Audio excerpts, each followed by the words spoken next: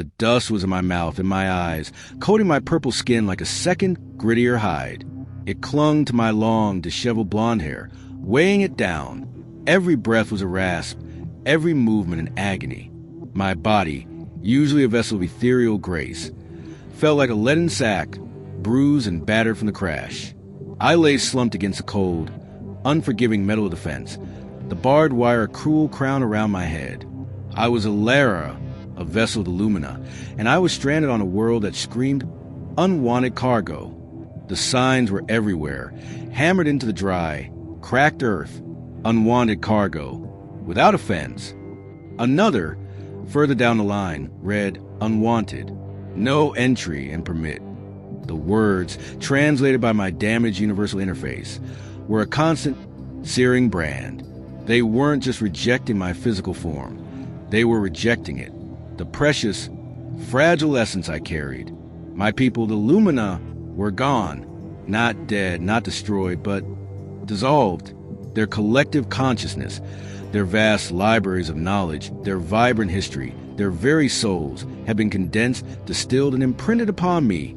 The last vessel. I was a living archive, a walking mausoleum, carrying the silent echoes of a dying civilization.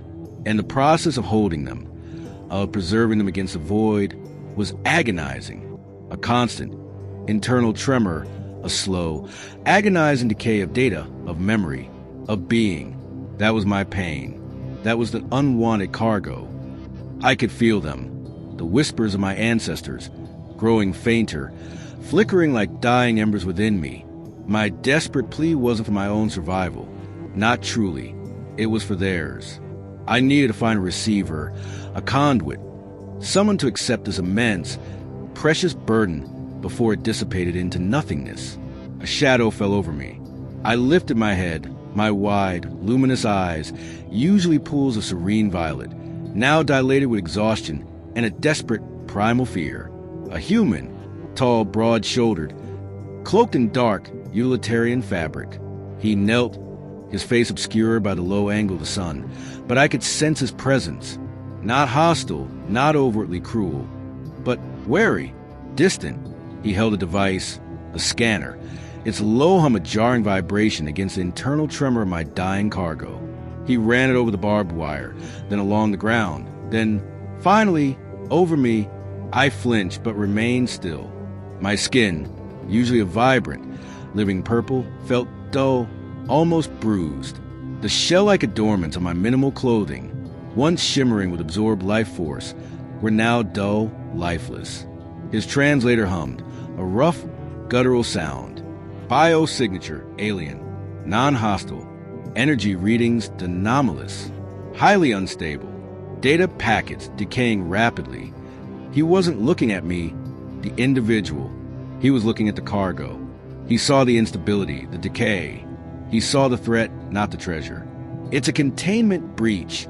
Another human voice, gruffer, resonated from behind him. The quarantine protocols are clear, Kale. Terminate the source. The data is too volatile.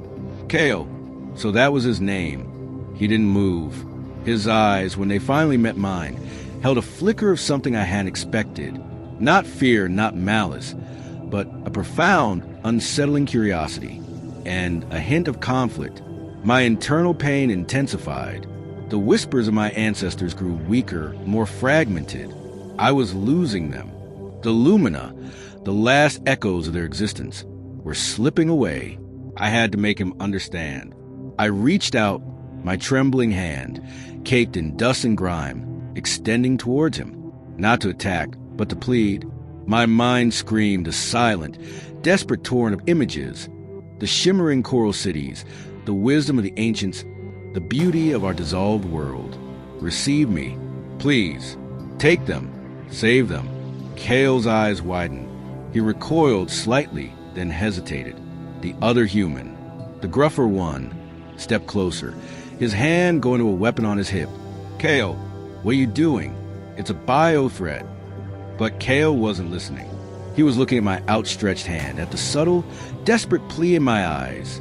He was seeing beyond the unwanted cargo label, beyond the threat of unstable data. He was seeing me. He lowered his scanner. His hand, rough and calloused, reached out, not to contain, not to terminate, but to touch.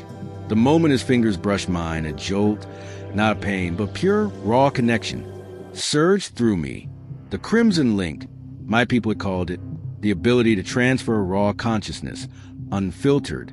It was forbidden art, too dangerous, too chaotic for the Lumina's ordered minds. But I was the last vessel, and he was human, a creature of chaos. The pain in my mind lessened, replaced by a profound, overwhelming relief. The whispers of my ancestors, once fading, now flowed not into the void, but into Kale. I felt his mind, vast and untamed, open to receive them. It was a torrent, a chaotic deluge of information. But he didn't flinch. He didn't break. His eyes clenched shut for a moment, his face contorted with the sheer overload of alien data, of ancient memories, of a dying civilization pouring into him. The other humans shouted, but his voice was distant, muffled. When Kale opened his eyes, they were no longer just curious. They held a new depth, a new understanding. The vastness of the Lumina's legacy, the beauty and the sorrow, was now a part of him. The unwanted cargo had found a home. I felt lighter, the burden lifted. The internal tremor subsided.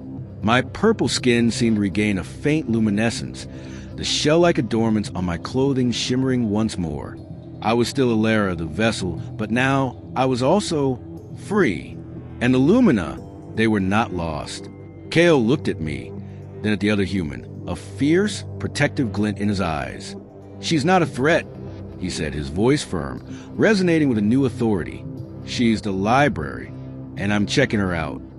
My wildest dream, once just to preserve my people, had expanded beyond all comprehension. I had not just found a receiver. I had found a guardian, a human who, despite the unwanted label, had chosen to embrace the chaos, to carry the burden, to save a dying civilization. The fence remained, a stark reminder of rejection.